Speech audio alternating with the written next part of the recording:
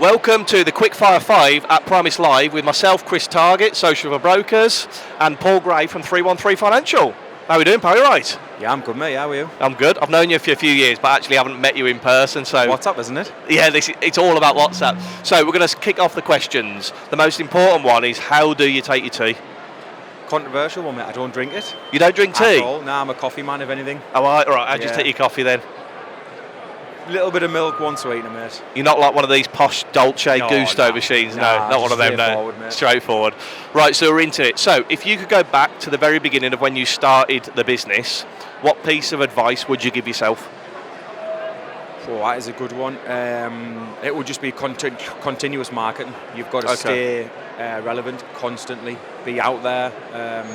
Just making your brand awareness constantly. So yeah, pushing yourself out there as much as possible. Awesome. Yeah. Socials, online, website, everything you can do, and get yourself out there so people know who you are as well. And that's what you did with 313. You started on Facebook, didn't you? When Facebook was in its infancy, really. You pushed out 2013?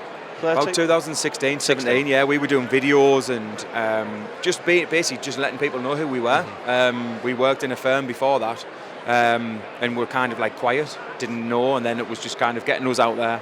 We were out there as in physically, and then social media was very quiet in financial services when we started. We started, and then it just went like big, Awesome. And then COVID took over. Leads perfectly into the next question. What percentage of your leads would you say come online at the moment for you? It's hard to put a true figure on it, I would say, but we do get a lot of inquiries over Facebook, website. We've just recently started doing SEO stuff.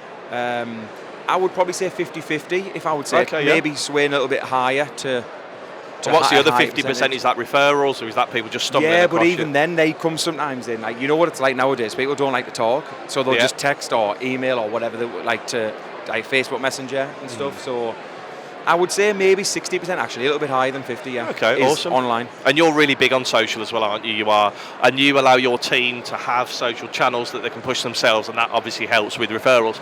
Number 4, who would you say inspires you in business?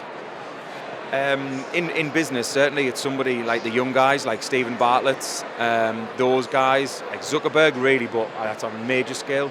But yeah, Stephen Bartlett for sure, with him being so young and selling out and then starting to be a dragon, it's good that. It's good, isn't it? Yeah.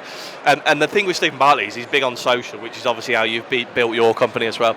And number 5, what's the best part of being part of PRIMIS as a network? The culture, really. Everyone kind of knows each other like friends. There's not really much competition, albeit we are competitors as such. But in terms of that, it's a cultural thing and the get-togethers and that sort of stuff, the events, it's pretty good, Key to have a nice network around you. Well, before we say goodbye, what's the best place for people to connect with you on social media? Facebook's the best one, really. Instagram, LinkedIn, we have them all, to be fair.